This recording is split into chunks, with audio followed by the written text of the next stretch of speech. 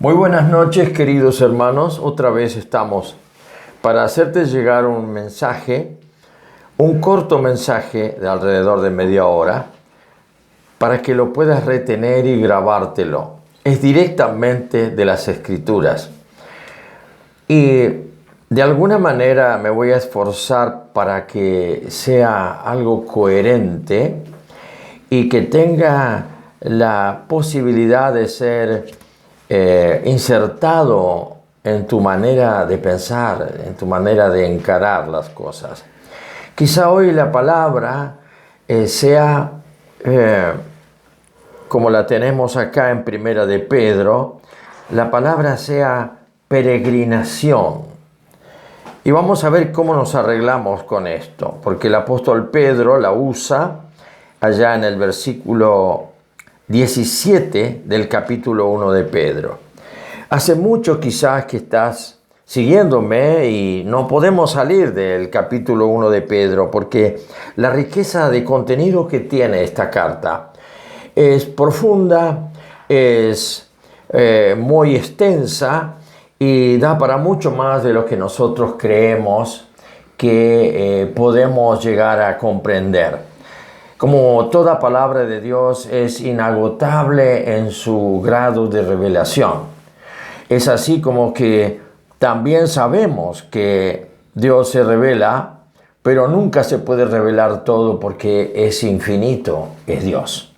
Y nosotros siempre, como lo dice el apóstol Pablo, aceptándonos en nuestra poca capacidad y buscando lo posible de nuestro alcance de entendimiento, en parte conocemos, en parte, todo en parte, nada es total y global. El Señor permite esto para que permanezcamos siempre en esa expectativa de anhelo y deseo que todavía nos falta demasiado para aquietarnos, que esta ausencia del conocimiento de Dios, que no es total nunca, nos tenga como activados a buscar un poquito más cada día. Bien, entonces yo quisiera leer para llegar a este punto de centralización de lo que es peregrinación, que habla el apóstol Pedro. Voy a tomar otra vez lo que ya hemos visto, el versículo 14, que vivamos como hijos obedientes. ¿Por qué dice hijos obedientes? Porque en toda familia hay hijos e hijos. Algunos son mansos o afectivos, son compañeros de la madre, compañeros del padre, y otros desde chicos nacen como con una disposición a la rebeldía. Les cuesta aceptar las normas de la familia y en muy corto tiempo uno les puede ver buscando solo independencia y dejando los consejos de madre y padre para hacer su propia vida. Y eso no es bueno. Creo que Pedro lo entendía muy bien. Por eso subraya y dice en el versículo 14, que como hijos obedientes, quizá podríamos saltear obedientes y no quedaría mal. Como hijos, no se conformen a los deseos que antes tenían, estando en vuestra ignorancia. Pero no dice, pone una condición. Esto no es para los hijos que no sean obedientes. Y esto de la obediencia no creo que solo a mí me traiga problemas. A todos nos trae problemas. Porque yo todavía sigo imaginando a ese Dios de Génesis después del pecado de Adán que va a hablar con su amigo en el paraíso terrenal. Ese amigo que él había creado para dialogar, para intercambiar y revelarle cada vez más cosas propias de Dios. Ahora lo encontró que había usado de su rebeldía y que había decidido caminar por su propia cuenta. Y Dios En Génesis 3 lo puedes ver. Dios con dolor reacciona desde su corazón diciendo: ¿y ahora qué haremos? Porque el hombre ahora es como nosotros, como uno de nosotros, dando a entender también la esencia misma de Dios, un Dios trino en tres personas, pero con una misma naturaleza divina, Dios. Y dice, ahora es como uno de nosotros, se ha transformado en Dios de sí mismo. Y uno lo puede constatar en forma permanente. Cada persona es especial. ¿Por qué? Porque tiene su punto de vista, su criterio, su opinión, su ego, todo suyo. Y decide por su cuenta y no se sujeta a nadie. Y si se sujeta, es solo por una conveniencia. De manera que llevamos a Dios en nuestra propia esencia de seres humanos. Somos dioses. Y esta competencia que entendemos que tenemos con los pares en la sociedad nos lleva también a no poder conformar jamás, a través de los milenios se ha podido dar, conformar un entendimiento con los pares, o sea, poder relacionarnos con los demás, nuestros congéneres humanos, y poder entendernos. Hoy, antes y siempre va a ser así, mientras reine el pecado en el hombre, que no puede encontrar entendimiento ni acuerdo con nadie, porque cada uno quiere ser mayor que el otro. Nadie se conforma a un lugar determinado. Cada uno anhela más poder. Lo vemos en la política, lo vemos en las artes, lo vemos en la ciencia. Todo en el hombre es competitivo. Y casi que sentimos que lo mejor es la realización competitiva.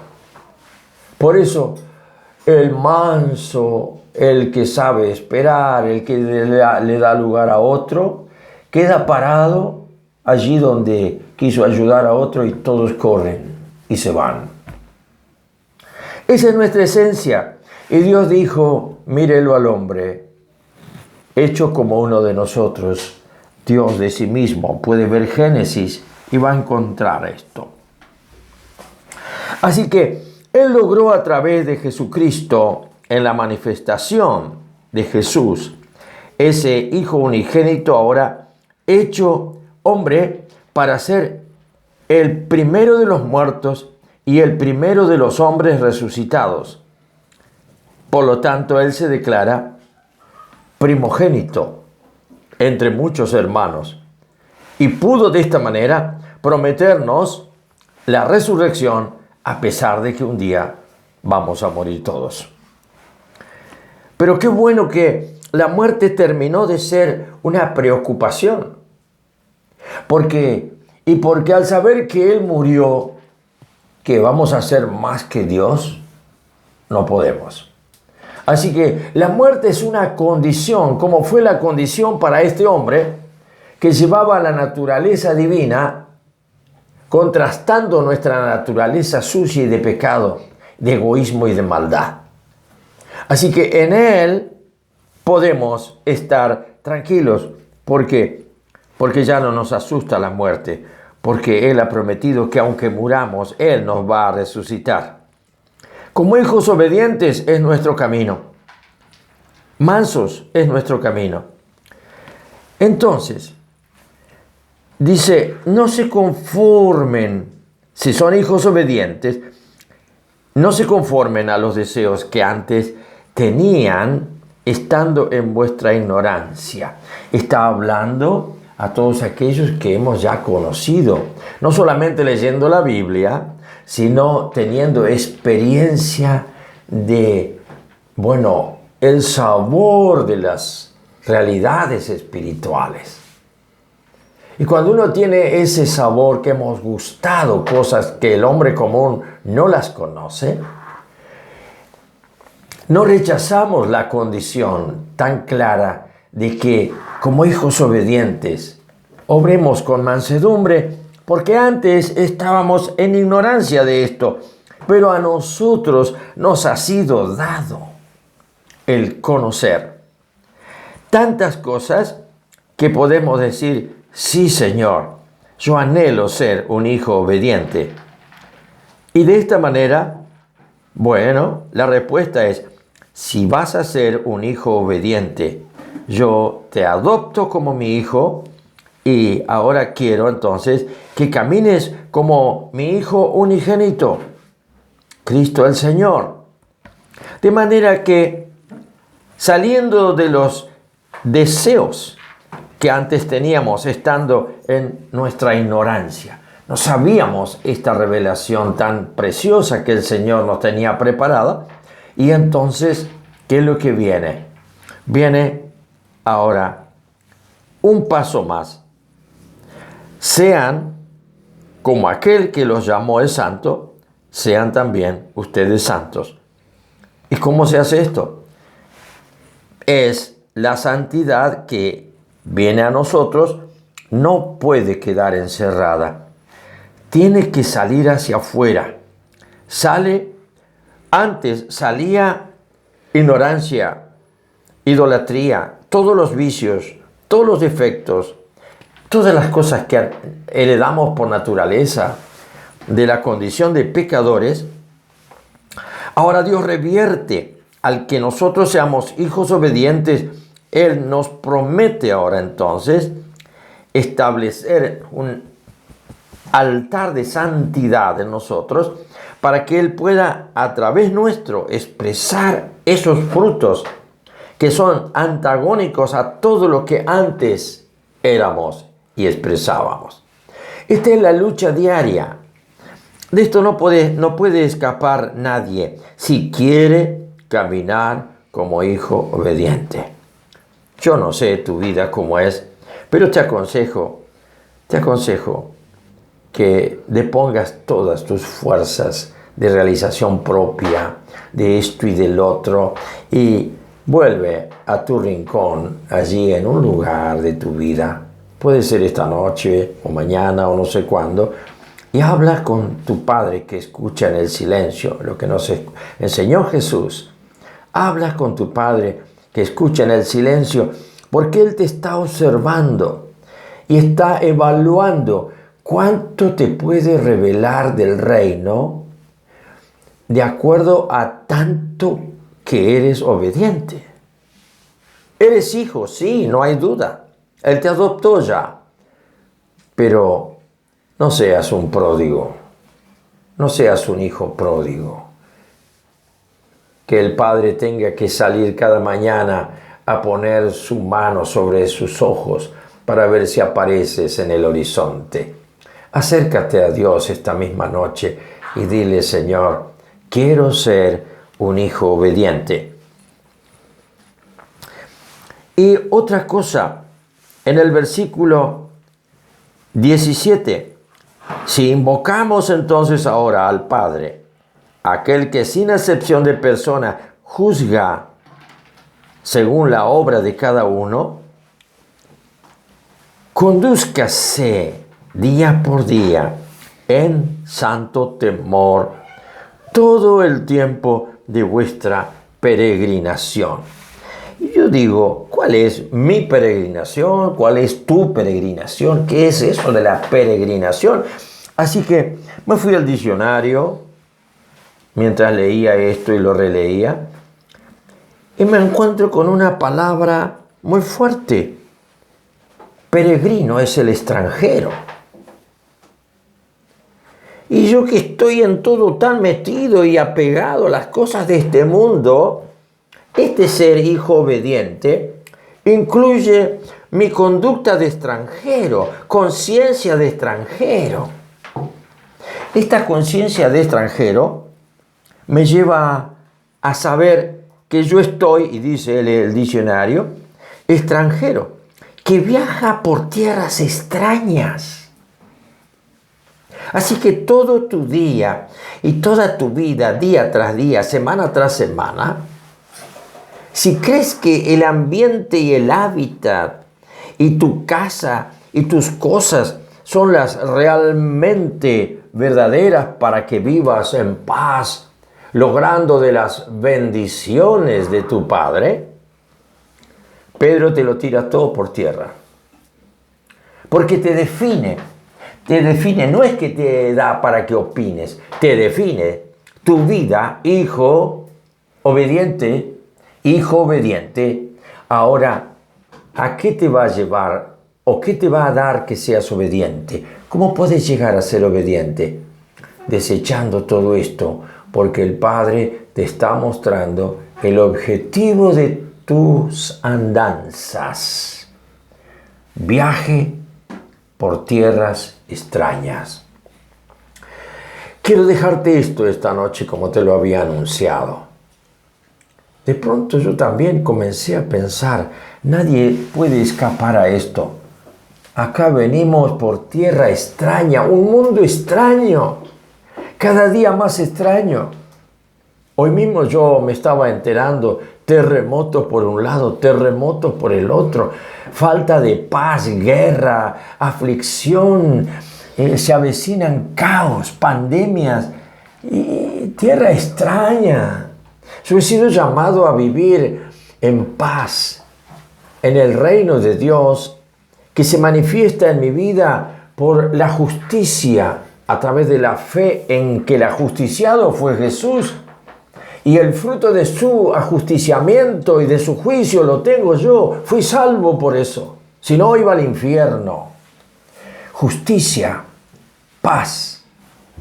La justicia es la que me da paz. Pero no la pagué yo, no fui juzgado yo, Él fue juzgado y ahora a mí me soltaron, me declararon libre por su muerte. ¿Y qué más? Gozo en el Espíritu Santo. 3 cosas para vivir todos los días en esta a veces larga peregrinación, caminando por tierra extraña.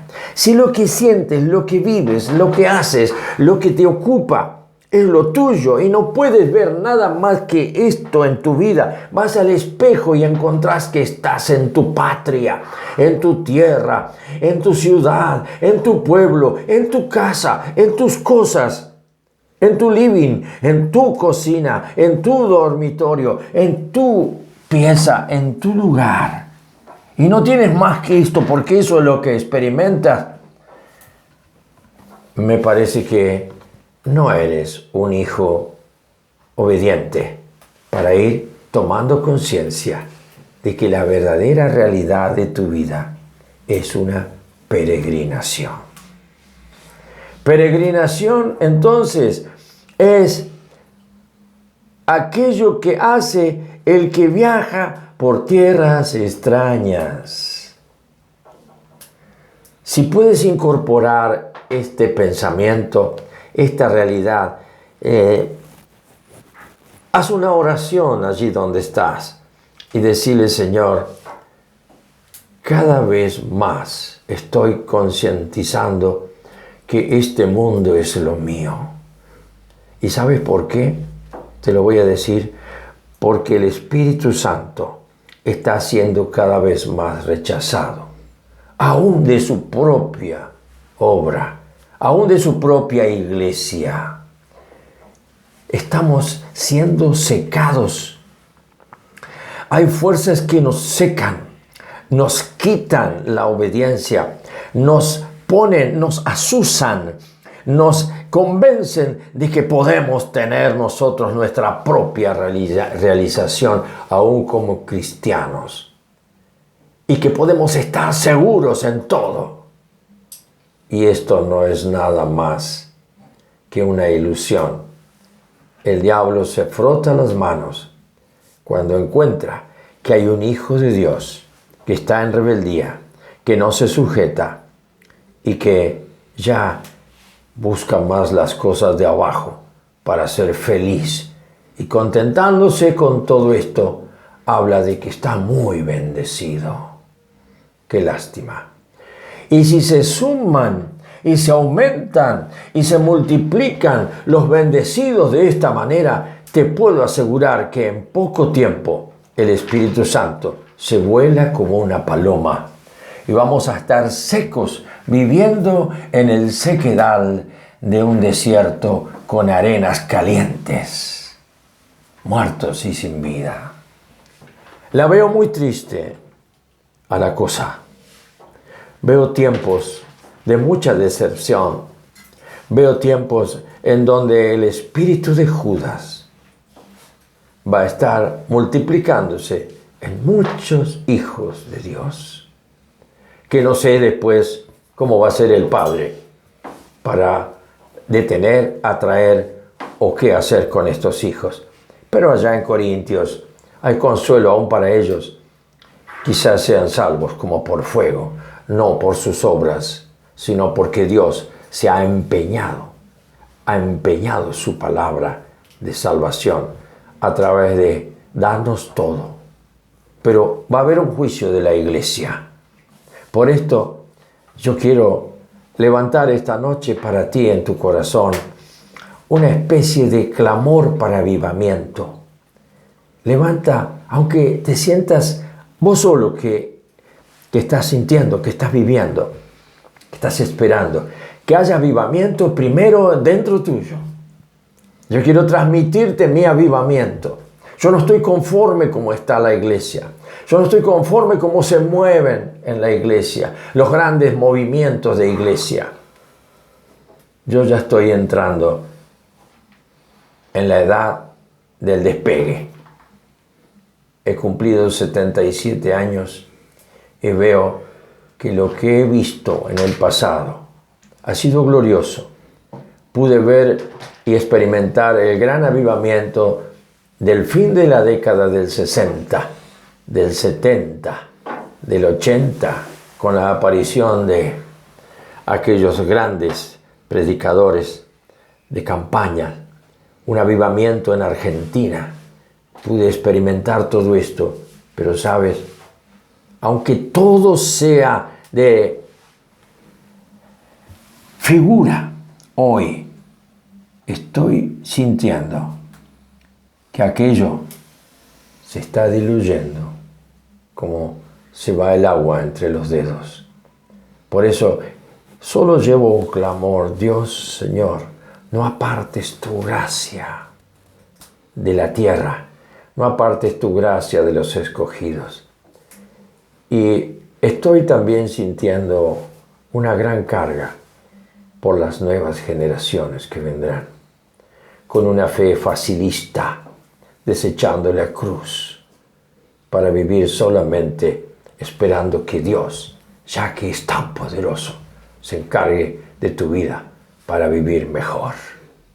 Y vivir mejor, pero no disfrutando aquello que define el reino, como lo dije hace un momento, basados en la justicia que obró el Padre juzgando a su Hijo y castigándolo por todos los pecados de la humanidad, para que yo sea libre. Gozando de eso, eso me produce un tremendo sentir solamente de agradecimiento, porque no fui ajusticiado, fue ajusticiado su Hijo. Justicia me trae paz. Y encima de esa paz me produce un gran contentamiento, que es el gozo de saber que el Espíritu Santo vibra todavía en mí y en muchos que formamos el remanente de Dios para este tiempo. Que el Señor te bendiga.